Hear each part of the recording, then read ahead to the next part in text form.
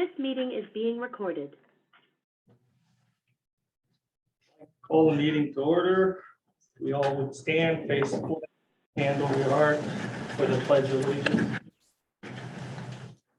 I pledge allegiance to the flag of the United States of America and to the republic for which it stands, one nation, under God, indivisible, with liberty and justice for all.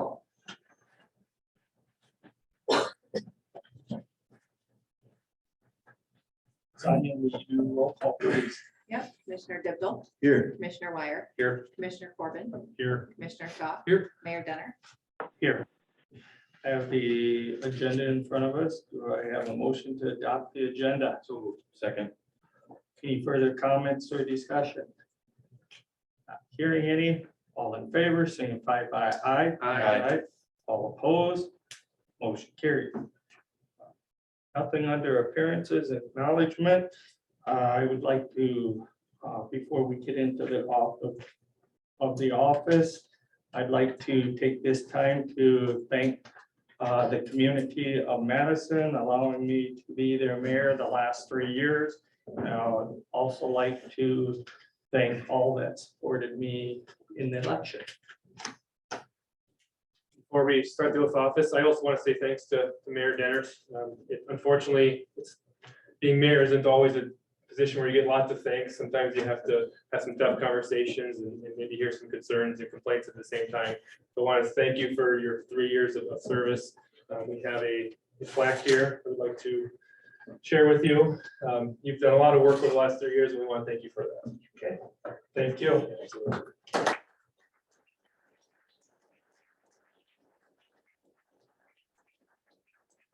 Thank you.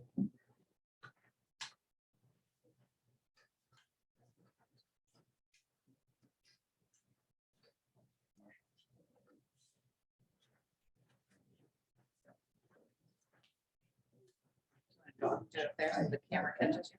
Thank you.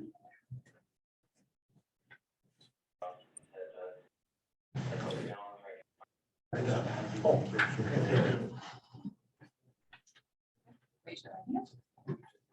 I, Roy Lindsay, I, Lindsay, do solemnly swear do solemnly swear that I will support the Constitution of the United States that I will support the Constitution of the United States and the Constitution of the State of South Dakota, and the Constitution of the State of South Dakota, and that I will faithfully discharge the duties of mayor and that I will faithfully discharge the duties of mayor for the city of Madison to the best of my ability.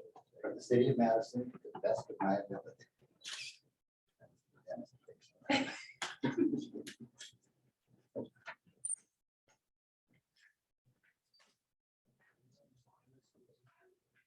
Very good. I guess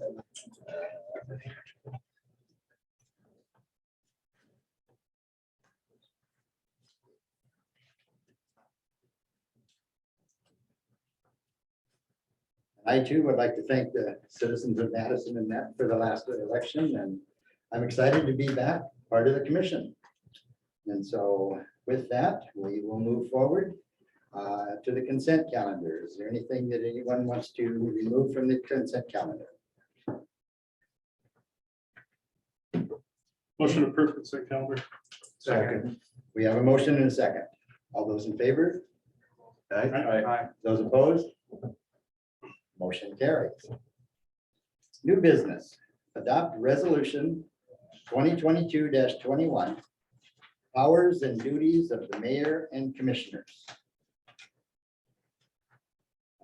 Jameson, do you have anything to add to that? Sure, let's give the mayor, commission, and public a quick background on this resolution. Each year, the commission is obligated to pass a resolution that specifies what the duties are of our elected officials.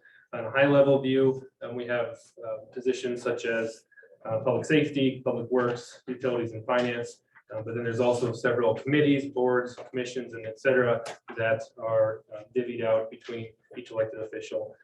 This resolution is largely the same as the previous one was, with one change being that the mayor would be the liaison to the community center governing board for the next year.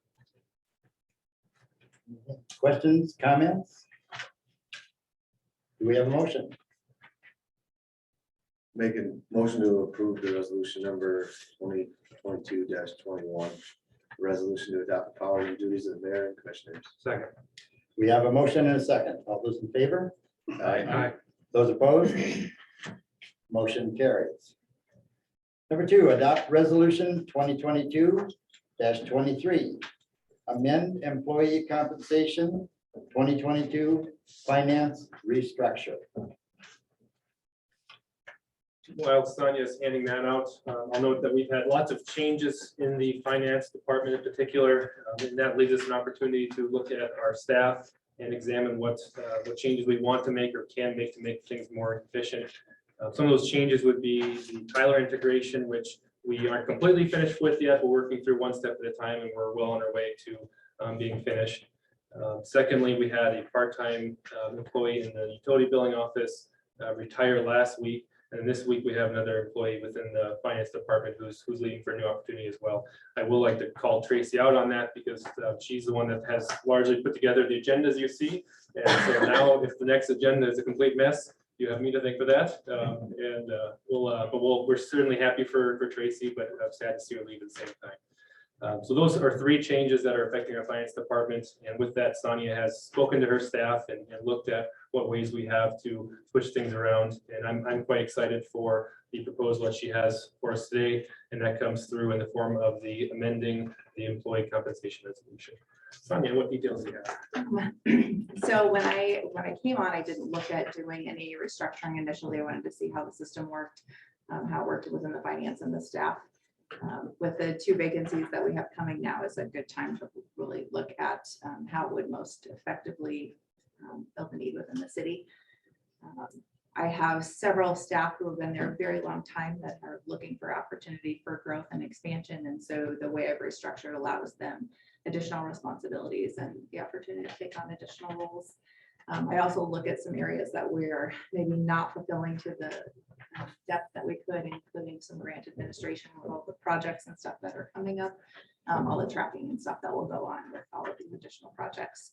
So I'm looking to, when you look at that, the biggest change is to section C. Right now it lists a finance assistant and utility clerks. Both of those positions would eventually go away over the course of the next month, but to make sure that we can continue to pay them, they're still listed on there. With Glenda retiring, I'm looking to bring in 2 finance assistants, part-time finance assistants to assist in the cashiering area, to allow both current staff and the utility billing department opportunity to grow in other areas. I've got to free up some of their time, and this is how I propose to do that. I also look to move my one of the finance officers into, or finance assistants into an accounts payable, and then also tie that to more high level serving some of the roles as far as agendas and meetings and all the publishing and reporting requirements that are.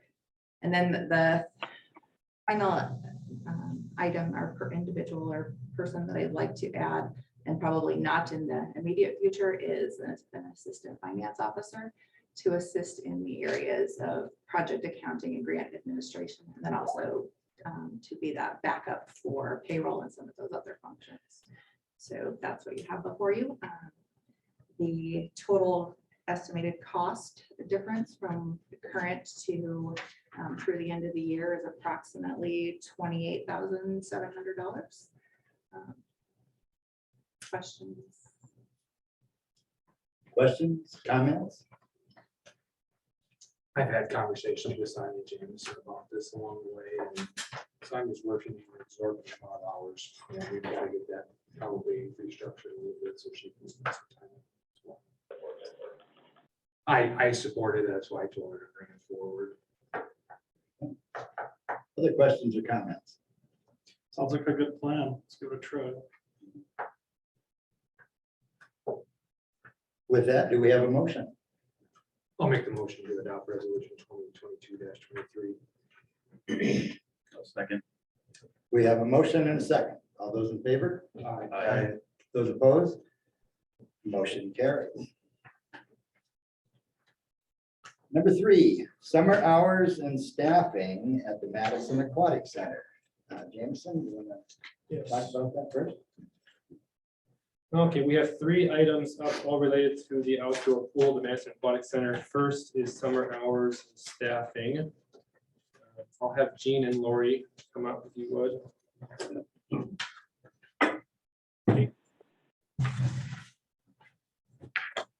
And I will have a handout here.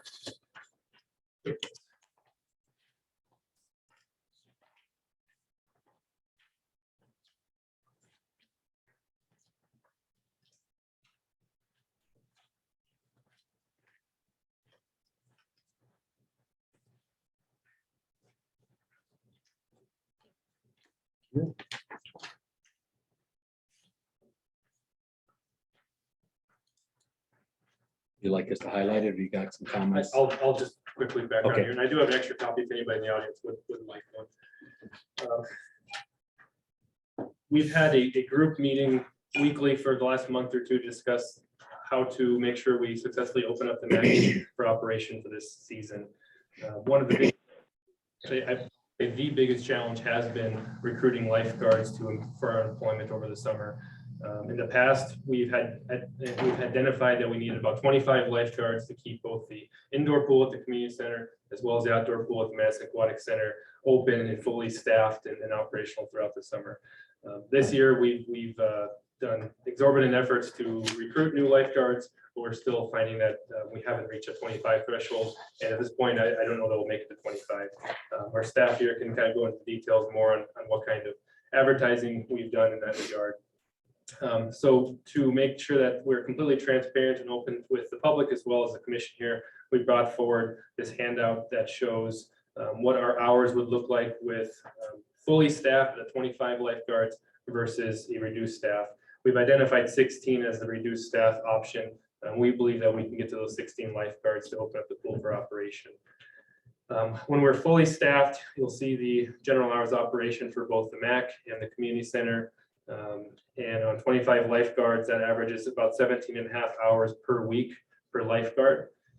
If we were to attempt to keep both facilities open, fully operating with only 16 lifeguards, that increases to 33.5 hours per lifeguard each week.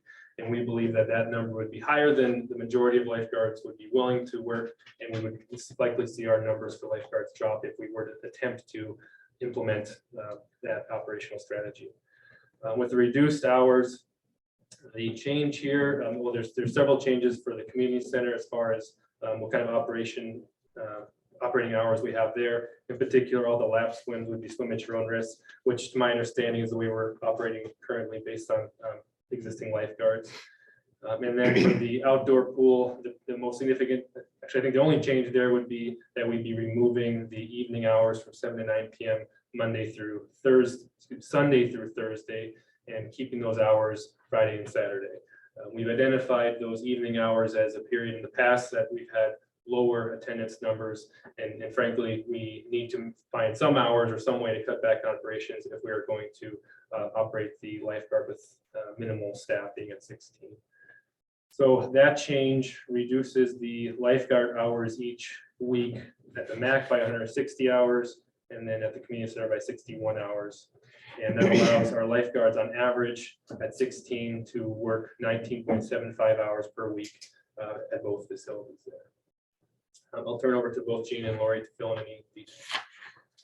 I'll make a couple of general comments, but I think Lori really can give details to a lot of the numbers and just the responsibilities that a lifeguard serves our community, both regardless of the indoor or outdoor. But as Jameson mentioned, there has been a lot of measures taken to attract lifeguards, but all you got to do is watch the news, and I think it's almost, a societal situations, Sioux Falls, you name it. We call around to get some rates of pools, just to share that in a little bit here. And they're very, very short from some of the smaller towns to others like Mitchell, Yankton, you name it. But I do appreciate the commission approving a higher wage. That has really helped, at least gets some of these young people's attention. And then the other thing is just the word of mouth. And now we're utilizing our current lifeguards as referral sources. And Lori just mentioned to me, I think we're right at 13 solid. And we feel real confident that we'll get to the 16. We've had numerous people come to our community center and inquire about it. So we think that's realistic. 25, I think that's a stretch. I really do. And the only other general comment I'll make is that for some reason we get a flush of lifeguards, we could reconsider and maybe open up the some of our hours gradually if we can, secure the lifeguard coverage for that. So, but Laura, you want to make any general comments about that, especially like what have you seen in the past? What kind of hours do some of these young people want to serve? I mean, 33 hours sounds good, but Right. a lot of them are questioning that. Yeah. Do you agree? Yeah. Yep. So generally each summer we would do an hours of intention form, and you would get about 10 who were interested in working up to 40, about 10 who were interested in working about 20. And then you get 5 or so that were interested in working 10 hours or less per week.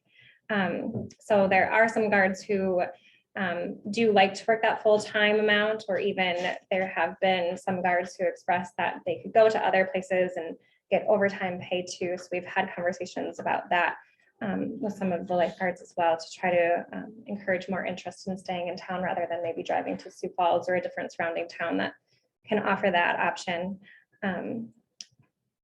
So there's usually a good range of guards who are willing to work around that 17 to 20 hour range. So with that, we felt like it was pretty doable with the reduced rates if we were only to have 16 lifeguards. And just a side note, it's not on the agenda, but we have interviewed for a pool manager too. So we're encouraged with that. That'll help our management cause as well. So that's Kristen helped us with that process. Questions? One of the Concerns? questions that I see coming from the public is, will a membership in the outdoor pool allow use of both pools? It's a great question, and we had a discussion during one of our weekly meetings on that. And there'll definitely will be a opportunity for our current community center members to have a discounted rate for the MAC pass, if you will. And we'll get to that. They have this already, or you're going to hand it out? Oh, no, the memo that I put together wasn't the package. Oh, okay. The rates. And also to that point, I'd add that in adverse weather days, Yep. when the outdoor pool can't be open, in the past, they've closed that pool Yep. and operated it in that same manner in the indoor pool. And that'd Yeah, be. it's a real advantage. Other questions? Thanks for the work on this. Who put the whistle? It wasn't me, okay? I want to give. like it, more of that. More whistles. Extra. Lori really Extra missed touch. these whistles. Yeah. Hey.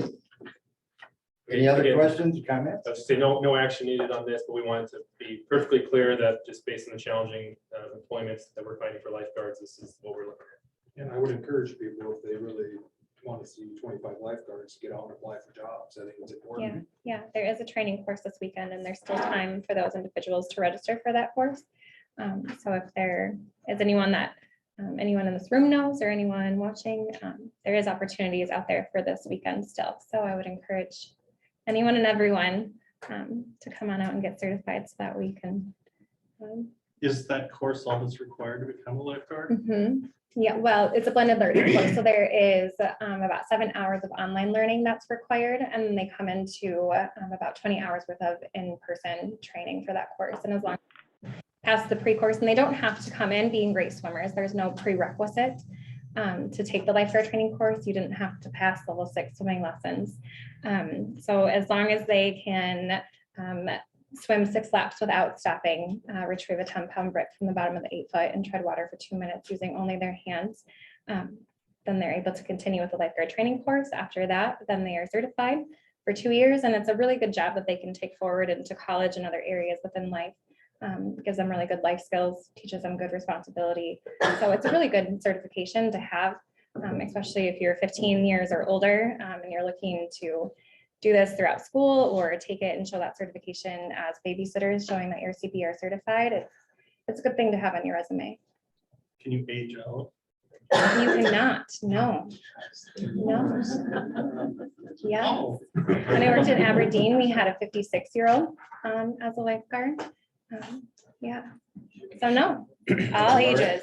And Lori, you mentioned this weekend. Yes. Are there other opportunities if this weekend does not work? Yes, there are other opportunities. They're not currently scheduled concretely right now, but we do have the capability to put together a lifeguard training course as we need and as we see fit. So certainly there are other opportunities.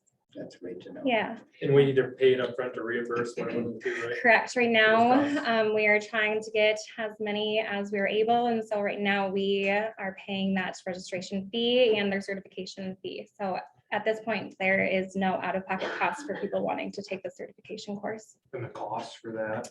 It's normally $175. Yes. I'll make a side note. Our marketing efforts have reached Las Vegas, Nevada. We actually have a lifeguard coming from Las Vegas, Nevada. Okay. Yes. One of the DSU football recruits. So we're going all out. Yes. Absolutely. If we only end up with 13, are we still gonna press on with this schedule?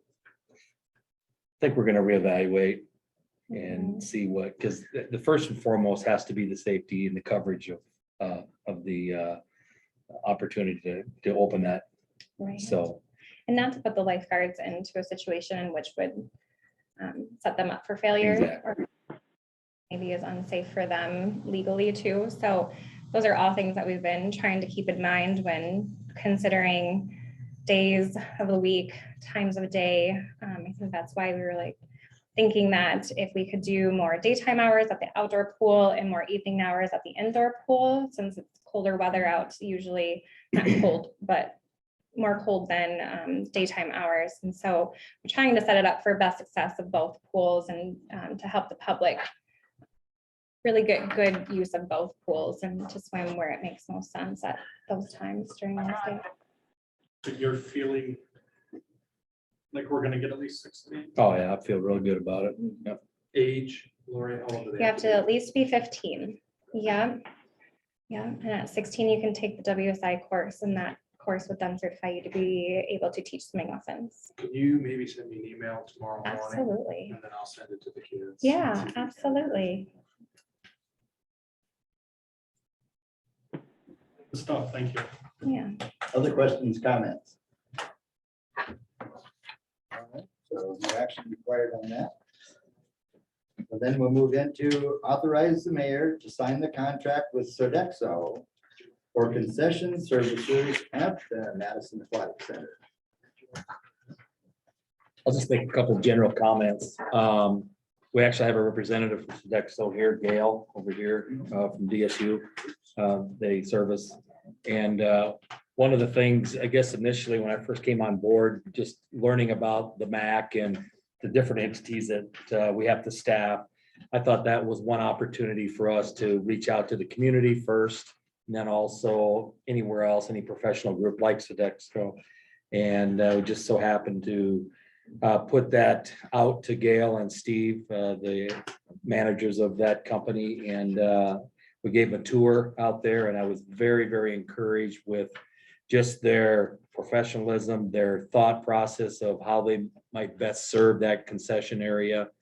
And so I'm real, I guess, pleased and excited that hopefully we can secure this collaboration. I'll go through some of the details of the contract you have before you. As you mentioned, with Sodexo, they are the food service provider at Dakota State University. I've had them for quite some time. Since Gene's been here, I've been impressed with his desire to look at what kind of private partnerships we might have, and frankly, what kind of headaches maybe we could remove from our own selves.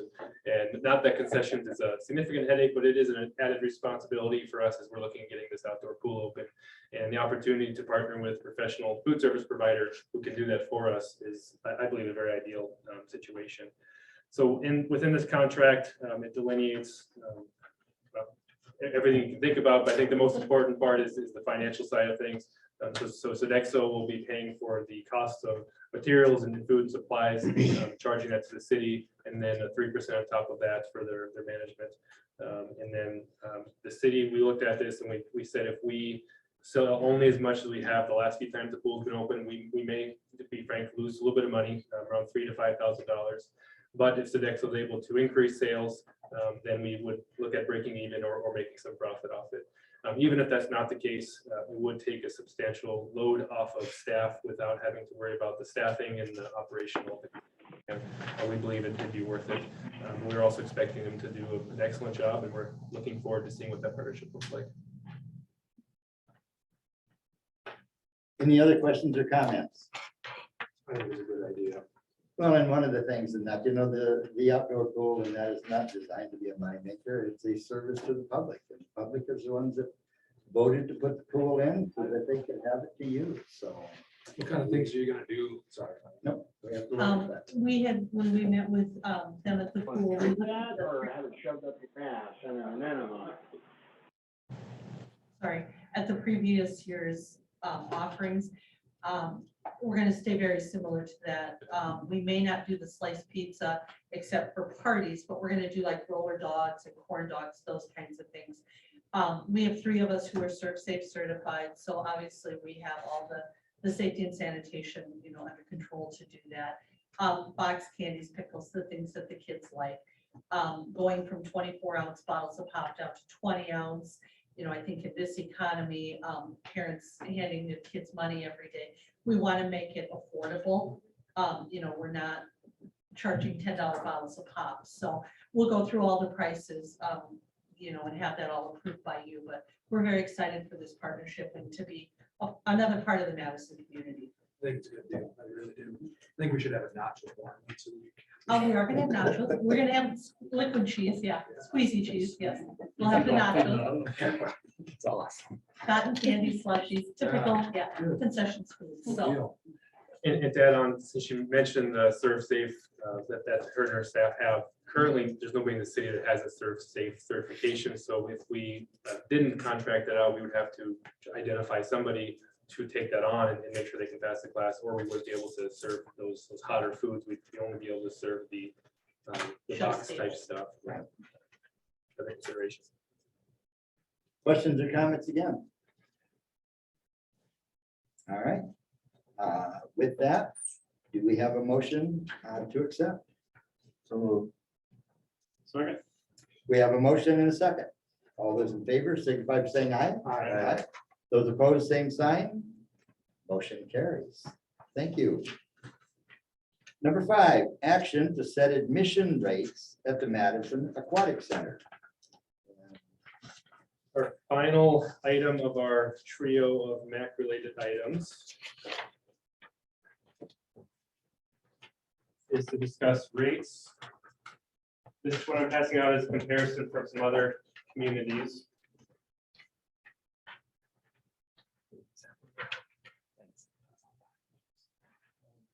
We assumed the question would come up of what are other towns passing or approving for pool rates, so you can see that there. Also included within your board packet was a memorandum that I put together summarizing this subject. In 2019, our rates were $60 for the individual season pass, $99 for family, and then for day passes is $4 for anybody 1 and up, and then under 1-year-old is just $1. Staff were considering this topic as we've been meeting weekly, discussing how labor has certainly increased in cost as well as materials. We can all think of over the last year how much prices have gone up, but it has been 3 years since 2019 since the facility was open, so there are increased costs. So staff are recommending an increase to the admission cost for passes. The numbers that we're recommending to increase to would be $75 for a season pass, $125 for the family season pass. The first one was the individual. And then for the day passes, $5 for anybody over 1. And we just said free for infants under 1-year-old. That's a recommendation that we're making, certainly can be making changes. I will note specifically that for anybody who has a financial hardship, they can approach the city and there's opportunities for funding there. Lori knows more about how that works, but there's certainly opportunities there as well. And then finally, the community center members, since staffing of the MAC undoubtedly always affects the indoor pool, we recognize that and we would like to offer the discount, a discount to the community center members. In the past, they had received, I think it's $15 off up to $45. We're looking at simplifying it this year and just saying that season passes for an individual member who's a member of the community center would be $60 and then $100 for a family pass. I'll stand by for any questions. Questions? Comments? Lori? Sean, we're gonna do this for $1. Well, you said we're gonna do this for $1. Cheap entertainment for the summer, $100 if you go see a team member. That's true. Lori or Dean, do you have anything to add? One thing that was interesting in calling around, and I had some help doing this, but Yankton, because of the lifeguard situation, right now they're considering closing their indoor pool and just facilitating the outdoor pool. So it's an op. You asked the question 13. Now they still have their classes and stuff, you know, aerobics and stuff like that in the morning, but just that open time. So, but other than that, no, we're real excited about, kicking this off on May 28th. The 20th, the Saturday of Memorial Day weekend. Open house, we doing like a ribbon cutting and all works. I hadn't thought of that. I think it's a great idea. Okay, I'll try to We've pull had Phil something Baker together. in the past. Phil Baker has sent, Yeah, let's have a nacho bar. I'm not gonna argue. yeah. All right, Okay. any other questions on setting the admission rates? Make a motion to set admission rates for the Aquatic Center. Second. We have a motion and a second. All those in favor, signify by saying aye. Aye. Those opposed, same sign. Motion carries. And one of the things in that I should have opened up on some of these others, and I will open it right now. Are there any questions in that from those in the audience? If, as we're going through, if there are, if you would signify by raising your hand, we'd like to make sure that you got your questions or comments answered and that at the desk up front. So. All right, seeing none, moving on, number 6. Authorize the mayor to sign acceptance of a quote for mitigation services on the historic Memorial Creek walls. Well, it looks like Gene and Lori don't want to tackle this one, so I guess we'll.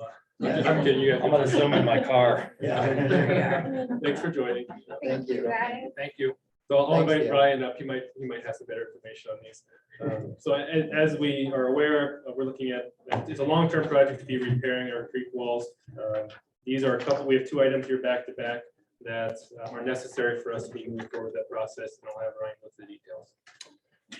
Sure. For the acceptance of the quote for mitigation services, the hiring of this work is to fulfill our obligation of the memorandum of agreement that was signed or executed in June between FEMA, South Dakota Historic Preservation Office, South Dakota Office of Emergency Management, and the City of Madison.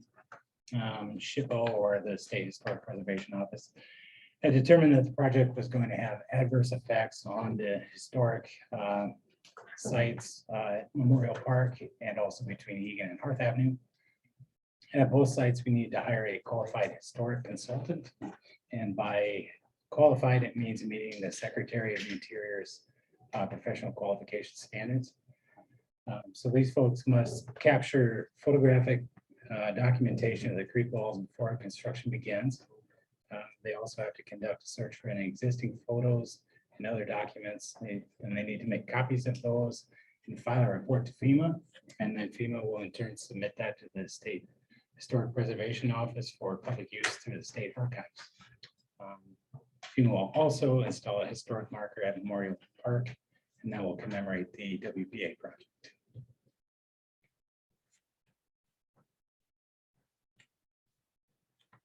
In that project, and that is it repairing the wall in the same style it is, or a different style?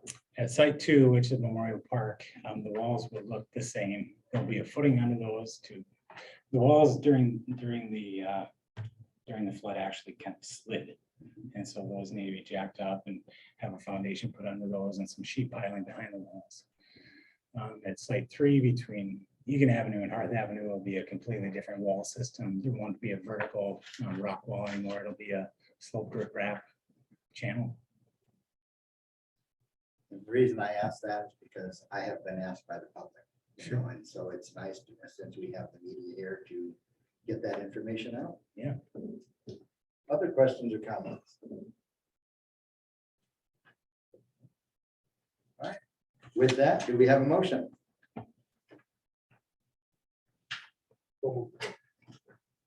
Second? We have a motion and a second. All those in favor, say by saying aye. Aye. Those opposed? Motion carries. Number 7, authorize the mayor to sign acceptance of the cost proposal for geotechnical services on the historical Memorial Creek walls. This work amounts to soil borings and samples. There's 8 test borings and 9 creek bed samples that will provide information on the geotechnical conditions that Banner Associates needs and will utilize during the final design of the 3 projects. So those would be the 2 that I mentioned previously, Memorial Park and between Egan and Hearth Avenue. And then additionally, there's an area north of 9th Street that needs, or north of 7th Street, excuse me, that needs a repair. These items, this information will be used for grading recommendations, retaining wall foundation designs, sheet piling design. This work was planned to be part of the project all along, was included in the overall cost at each site, and the estimate for this work is $15,600. But that's an amount not to exceed and may be less. So basically in that, we're just finding out what the soil is like underneath it so that whatever we put there doesn't sink or break up. Yeah, precisely. Questions? Questions or comments? All right, do we have a motion? Make a motion to approve the geotechnical test board. Is that what test board? Yeah, there are borings and some other Samples. surface samples here. Do we have a second? Second. We have a motion and a second. All those in favor signify by saying aye. Aye. Those opposed, same sign. Motion carries. Authorize the mayor to sign change order number 1, Caldwell Tanks Incorporated, water system improvements on the water tower. And Jameson, I'll ask you to initiate this one. Thank you, Mr. Mayor. For this item, we are looking at a change order that increases the cost to add logos onto the new water tower. The tower as bid out included 2 city logos, the Madison logo with the ship in it for the 8. This change order makes those logos a little bit larger, so they're easier to see. It also adds on the hexagonal D from DSU and then the bulldog from Madison School District. I'm open for discussion today, and I'm going to ask the commission to table this to the next meeting. We're doing some more conversations with the schools to make sure that everything's on the right page, that we don't have any lingering questions. And then also, actually, I think that's it, but that's largely what the change order is for. And I guess, Ryan, do you have anything else to add? No, I think that pretty much covers it. Kate, have they given you an indication on timeline when they'd like to? They had submitted a preliminary schedule a week or 2 ago and had them starting painting today. But of course, with the weather and everything like that, it got pushed back. I don't have an updated schedule, so I don't have an exact date, but It'll take some time for them to put the tank white, the base coat on and to coat it before they get onto the logos. I know that the contractor is wanting to move quickly on that. We've got a few questions left to answer. Are you gonna paint it before they raise it? a little bit of both. They'll paint it on the ground and they'll all base and then do final painting at the top. So we'll address this at our next meeting, Yes, but assuming we table it before. yes, but I know Jeremiah had reached out to me earlier with a question in terms of where this money is coming from. I think that's something that we can certainly have open to discussion tonight, whether that's coming from the water fund, since it's the water tower, or some other promotional or other funds, since the logos aren't necessary for the function of the water system either. And I'm open to that conversation. Sonia, any thoughts? Whatever you guys want to do, I guess. We never did a change order on this back when. No, this would be the first change order. Yeah. So we did that, because I went back, I went digging through emails. Yeah, I thought right away when we did that, the change order. Yeah, I Well, think there were a lot Rich- of costs that were being discussed at that time, and logos changed and size of logos changed, so. nothing I don't know if was there was an official change order, but the original discussion was just Madison block lettering, and then it was changed for the city logos. That might have been some action or discussion. I think it was all in one meeting. We went from Sure. block letters to the logo that we have to, we're gonna incorporate the schools on water tower. Like it was all in one meeting, and I thought that was the direction we were going, and I thought we had done a change order back then. But I went through my emails from before and I couldn't find any Yeah. cards. That's okay. One of the things in that we have to look at, and that is, especially with Jameson and the superintendent, and that is, there are a lot of Bulldog logos out there, and Madison High School has already had to alter theirs just a little bit, so we need to make sure the logo is correct, so that we are not infringing on someone else's logo. So you get into a little bit of, I'm gonna say, copyright. Absolutely. You know, and so we need to make sure that what we put up there, we don't have to go up I don't think we're using the. No. Right. And that's the one we talked about, so. All right, so with that, then we table that till next week. Yeah, we have a motion to table. That wouldn't hurt. I'll make a Yep. motion to table this till Sounds next good. meeting. Second. And we have a motion and a second. All those in favor, signify by saying aye. Aye. Those opposed, same sign. Motion carries. Number 9, authorize the mayor to approve amendment number 2 for Houston engineering contract for Northwest 9th Street and North Union Avenue. Jason, you want to start that? Yep, thank you, Mr. Mayor. So this project with Ninth and Union, as we are aware, was previously bid out and awarded to a contractor. At that time, the city was alerted that the bid documents didn't include all the necessary items that would satisfy SRF funding. So we decided to stop that contract and then look at rebidding it so that we can move forward and be eligible for that grant funding. Since then, the State Board of Water and Natural Resources has met and awarded grants and loan funding. Loan funding is very favorable rates, and then the grants are between 33 and 35% for water and wastewater projects. So looking at getting a third of the project paid for through grants is certainly desirable for the city. But now we have to make sure that we are coming back around, correcting the documents, and then rebidding them out to allow the project to continue. The timeline now would be to have the project start this year with completion in 2023. The original pricing and the proposal here is shown in the attachment, with the final number being a lump sum of $7,000 for Houston. By making this change, the grant award will more than cover that. Yeah, and then some. Yeah. Questions, comments? Ryan, do you have anything you'd like to add? No, I don't think so. This would be, the $7,000 would get our contract documents up to snuff and would take us all the way through the bidding process. So, Are we bidding this for this year? Are we bidding it for, as our intent to get this done this year? I think we're gonna run out of time. I mean, we're bidding it with the intent to get it started and phase it. And I think that will actually help our contractors out. Face it, and that would make it more favorable bids if they don't wish to be done this year. Other questions, comments? Do we have a motion? So moved. Second. We have a motion and a second. All those in favor, signify by saying aye. Aye. Those opposed, same sign. Motion carries. Do we have any public comment on the sheet out there? Thanks, Ryan. Thank you, sir. No public comment? Okay, announcements. The next commission meeting will be May 16th, 2022. And then we also have board vacancies. So anyone in the public who is interested in applying and being a part of these boards, please contact Jameson at the city offices, and that is for Madison Housing and Redevelopment Commission and also for the Planning Commission.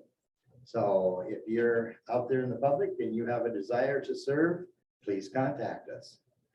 So, and with that, One more announcement. I know Mike's here. Mike was able to talk to the newspaper about some tree planting intents that we had this year. They did a really nice article in the paper, and we certainly appreciate that. Since then, we've learned the buyout lot that we had that's near the old Runnings building, because it's purchased through that FEMA buyout, we're not allowed to plant any trees on it. So we feel kind of bad. The newspaper did this really nice story on our intent to be planting all these trees. Mike's had to look at planting those trees elsewhere. Where did you put them again, Mike? we put them in, Mike, for the public, would you come closer to the mic? Thank you. Sure. So we took them and we planted them at the dog park, Wolfland Park. So anything that isn't the city acquired from the 2019 flood, the FEMA lots, we cannot do any improvements or any trees, any vegetation, planting, trails and stuff. So hopefully we can get that clarified and try to utilize them lots a lot better. But right now we're kind of underneath the mercy of FEMA and their control. That's been kind of initial answers they gave us. We are digging into a little bit deeper just to see if there's any way around that. Our belief is that planting trees on those lots would help maintain the soil and integrity. And Is that a permanent forever? We can't plant anything, or is there a time limit on it? That's correct. It's a permanent thing. If you're doing any trails, they have to be permeable, they have to be a forest service. So Ryan? no sidewalks. Would you please come up closer to the microphone? Thank you. I really appreciate it for the public.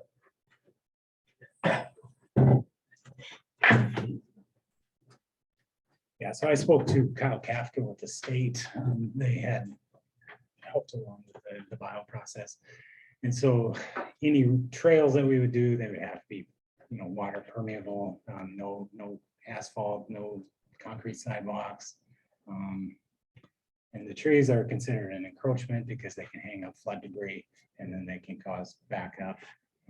They removed a lot of trees out of that lot, and that's not an issue because you're decreasing your encroachment, but to add anything back, you'd have to do, it's called a no-rise analysis, plus get the permission of them. So these lots are all deed restricted that way. A gravel path, or what are they?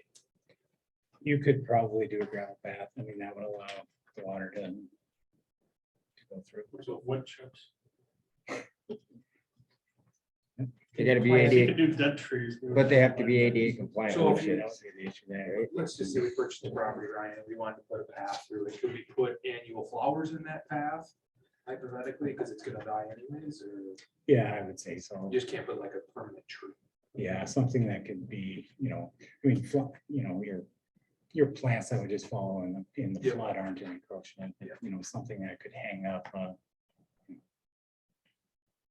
There's things all along the creek that, we have fences along the creek that have been there a long time. If those start washing down, they can hang up on the trees, and next thing you know, we have a big problem. So with that lot in particular, we had a lot of questions, why are those trees being cut down? What are we gonna do with them? Well, the trees, some of them were dying or decaying. They were, all the ones I removed were. There was 75% of them were ash trees, I would say, out of the, so, and the city's trying to get as many ash trees as we can removed out of public spaces because we're trying to plant emerald ash borer in Sioux Falls. It's not that long and we're gonna be dealing with emerald ash borer, which is gonna be a huge undertaking for the community when it's discovered in the county. There was a couple elm trees in there that were dead, completely dead. And then there was 2, 3, 4 evergreens that were beyond their life expectancy. So we decided that if my thought process, and I talked to Gary about it, was we'll go in, we'll take the trees out that are bad, remove them, tear it up one time, plant it in a green space. So we seed it one time, so we're not constantly redoing the grass in there, and plant some trees. Well, we've accomplished up to the seeding. Now, but we were gonna plant the trees on Arbor Day, and at 10 o'clock in the morning, I discovered that we were unable to plant them. So we scrambled to still put an Arbor Day program together.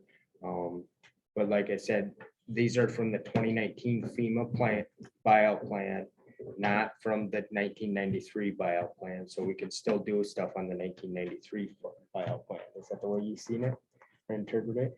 Yeah, I would say that's factual. The only difference would be in those areas that are regulatory floodway, you would have to do encroachment analysis. analysis. Yeah, and in the 1993 flood buyout plan, we already had started a possible project down on Southwest Fourth down there, with ball diamonds.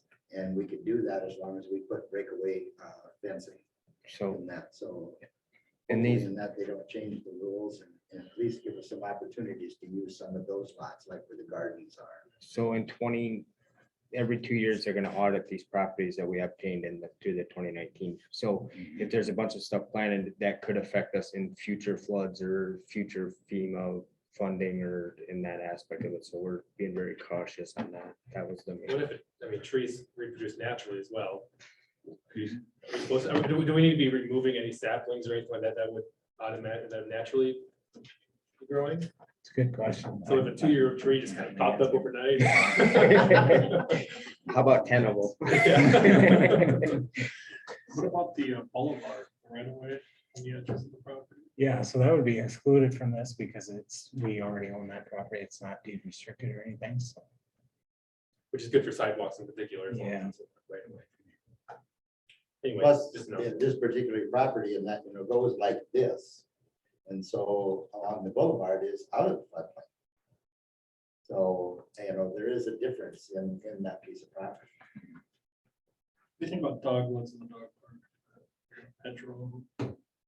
Dogwoods? All right. Any other questions or comments? I have one other announcement. I Please. emailed you all out the annual report that just came from the auditors today. They've done a great job of turning it around very quickly with all of the Tyler stuff going on and making sure everything reconciled before we move to that conversion. I was delayed in getting that to them and they still managed to get it turned around in a timely fashion. But if you have any questions on it, I can't answer them today because I haven't had a chance to look at it. But it's in your email and it will go up on the website here in the next couple of days. So it's out there. Yeah. Other announcements? Seeing none, do we have a motion to go into executive session? So moved. Second. We have a motion and a second. All those in favor, signify by saying aye. Aye. Those opposed, same sign. Motion carries.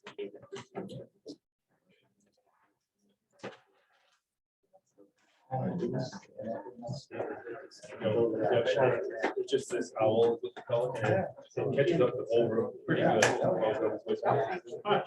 Yeah, if you watch up there, well, somebody could just be lightly talking.